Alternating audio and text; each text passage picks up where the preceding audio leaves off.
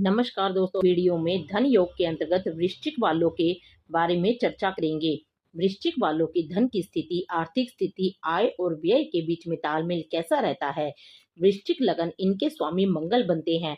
लगन के साथ साथ वो छठे घर के मालिक भी होते हैं, षष्ठेश भी होते हैं। ये प्रकृति की विडंबना है कि मंगल और शुक्र के जो लगन रहते हैं, 1, 8, 2 और 7, इनमें लगन का मालिक ही छठे या 8वें घर का मालिक होता है। बहुत बार आप खुद के शत्रु साबित होते हैं। ऐसा काम आप कर जाते हैं। पहले भाव में आपके 8 नंबर लिखा हो तो ये वृश्चिक वालों का जन्मांक होता है। इसमें मंगल आपके लग्नेश के साथ साथ षष्ठेश भी हैं। इसके अलावा चंद्रमा आपके भाग्येश भी बनते हैं, आपके भाग्य के मालिक। लेकिन चंद्रमा वृश्चिक में नीच के भी होते हैं, ये भी ध्यान रखना चाहिए। चंद्रमा में पक्ष बल होना चाहिए। इसके अलावा आपका जो मोस्ट इम्पोर्टेंट प्लेनेट है वो गुरु है, आपके दूसरे और 5वें घर के स्वामी। दूसरा घर आपके धन का, 5वां आपकी बुद्धि, आपके संस्कार का होता है। बुध आपके लाभेश बनते हैं। लाभ के मालिक होने के साथ साथ लाभेश का मतलब है आपकी इनकमिंग वेल्थ का, कि आपके आय के स्रोत कैसे रहेंगे, आपका बैंक बैलेंस। दूसरा भाव और आय का स्रोत 11वां भाव और उसका अष्टमेश भी है। लाभ का मालिक होने के साथ साथ ये अष्टमेश भी है, इसलिए इस लगन के लिए ये बाधा देने वाला है, बाधा कारक है। कुछ लोग इसे बादकेश समझते हैं। मैं बादकेश कंसेप्ट की चर्चा नहीं कर रही हूँ। ये मेरे निजी अनुभव है कि वृश्चिक में बुध बाधा देता है। अपनी दशा, अंतरदशा, प्रत्यंतर दशा गोचर में जब भी प्रभावी होता है तो ये संघर्ष बढ़ाता है। वो बात कर रहे हैं, बादकेश के बारे में बात नहीं कर रहे हैं। बुध आपके लाभेश के साथ साथ अष्टमेश होने के कारण आपकी आय के स्रोत पर सवाल खड़ा करता है, गुप्त धन की तरफ प्रेरित करता है, शॉर्टकट को बढ़ावा देता है, गलत रास्ते की तरफ ले जा सकता है, वसीयत को भी कंट्रोल करता है। इसलिए वसीयत को लेकर वृश्चिक वालों को संघर्ष का सामना करना पड़ता है। गुरु, बुध, चंद्र, मंगल, ये 4 ग्रह यदि आपस में संबंध बनाते हैं तो धन योग वृश्चिक में बनता है।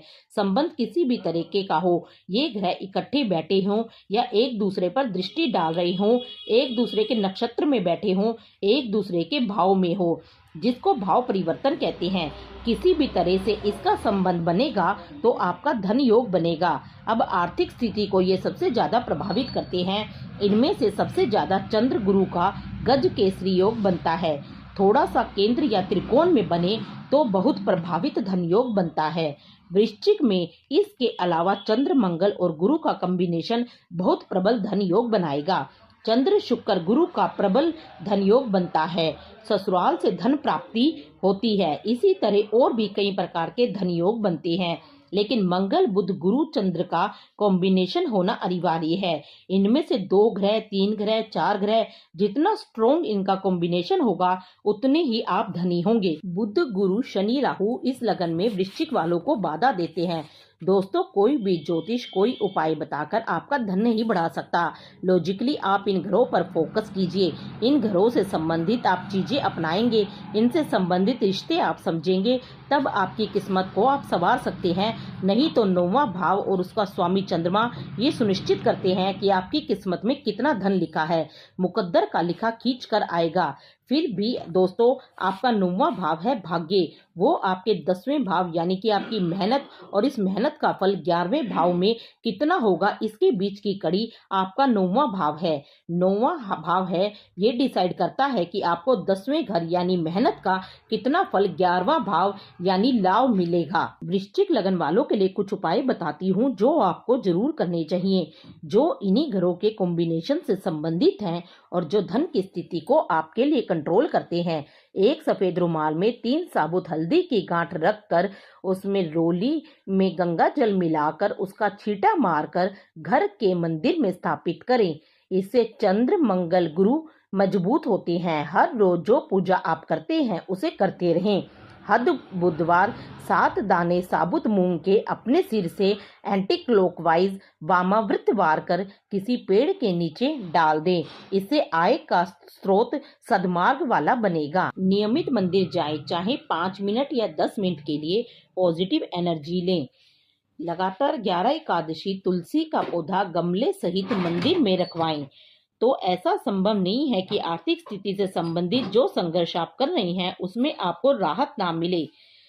1 या 2 एकादशी में ही फर्क आपको नजर आ जाएगा। गमले सहित तुलसी का पौधा हर एकादशी को लाखों रुपए के पुरखराज से ज्यादा फल देता है। ये उपाय वृश्चिक वालों को करना चाहिए। हर शनिवार को आप निर्धन को खाने पीने की चीजें, सरसों का तेल, साबुन, रोजमर्रा की चीजें दान जरूर करें अपने समृद्धि के अनुसार। शनि यहाँ पर बाधाकारक सिद्ध होते हैं। चंद्रमा आपके भाग्येश भी हैं, तो आप पूर्णिमा का व्रत रख सकते हैं। माँ की सेवा हरेक को करनी चाहिए, लेकिन वृश्चिक लगन में माँ बहुत प्यार करती है आपसे, लेकिन आप अपना रिश्ता ठीक से नहीं निभा पाते। ज्यादातर ऐसा देखा जाता है। आप हर रोज माँ के हाथ से कुछ ना कुछ जरूर खाएं। कितनी भी उम्र हो आपकी, माँ नहीं है तो माँ तुल्य से लेकर कुछ ना कुछ अवश्य खाएं। बहुत ज्यादा आपके भाग्य को प्रभावित करेगा। तो दोस्तों, ये जो उपाय मैं आपको बता रही हूँ, कोई भी वृश्चिक वाला बिना किसी ज्योतिष की सलाह से डायरेक्ट कर सकता है। लाभ आपको निश्चित दिखेगा। ये 5 प्रयोग वृश्चिक में जरूर भाग्य को संभालने की ताकत रखते हैं।